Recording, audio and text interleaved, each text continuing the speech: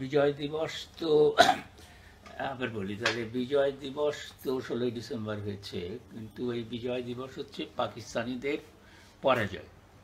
মানে এই তো এইভাবে যদি আমরা দেখি তাহলে এটা আমরা অর্থটা পরিপূর্ণভাবে বুঝতে পারবো যে পাকিস্তানিরা হানাদাররা ছিল, তাদেরকে আমরা তাড়িয়ে দিয়েছি। কিন্তু যে ব্যবস্থাটা ছিল পাকিস্তান আমলে রাষ্ট্রের এবং সমাজের, সেই ব্যবস্থাটা বদল করতে পারিনি।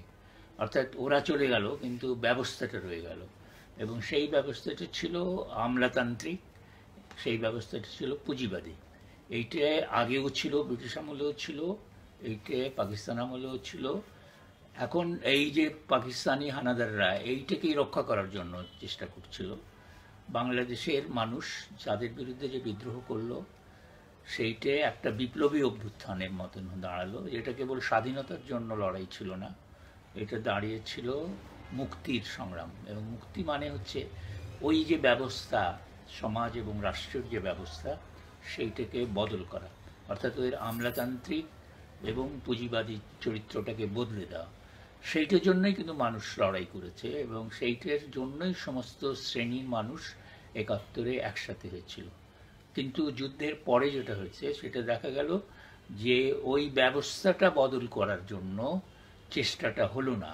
মানে যারা নতুন শাসন ক্ষমতা পেল তারা ওই ব্যবস্থাটাকে রক্ষা করলো। তারা আবার ওই পুঁজিবাদেই বিশ্বাস করে, তারা আবার ওই আমলাতন্ত্রেই বিশ্বাস করে। কাজেই রাষ্ট্রের চরিত্রে কোনো মৌলিক পরিবর্তন ঘটেনি। যেটা ঘটেছে সেটা হলো যে ওদের পাকিস্তানিদেরকে আমরা তাড়িয়ে দিতে পেরেছি। তার জন্য দেখা যাবে যে উন্নতি গত 46 বছরে অনেক হলো, কিন্তু এই উন্নতি যত হলো ততই বৈষম্য বাড়লো, এবং বৈষম্য বাড়ার সাথে সাথে দেশপ্রেম কমে গেল। কেননা যারা ওই যে শতকরা 5 জন লোক যারা ধনী হয়েছে, তারা অনেকটা নতুন ইস্ট ইন্ডিয়া কোম্পানির মতন সদস্য মতন কোম্পানির যেন গঠন করেছে। ইস্ট ইন্ডিয়া কোম্পানি এখান থেকে দেশের সম্পদ, বাংলাদেশের সম্পদ নিজেদের দেশে নিয়ে যেত। এখন আমাদের যে শাসক তারাও ওই ইস্ট ইন্ডিয়া কোম্পানির লোকদের মতনই এখানকার সম্পদ বিদেশে পাচার করে।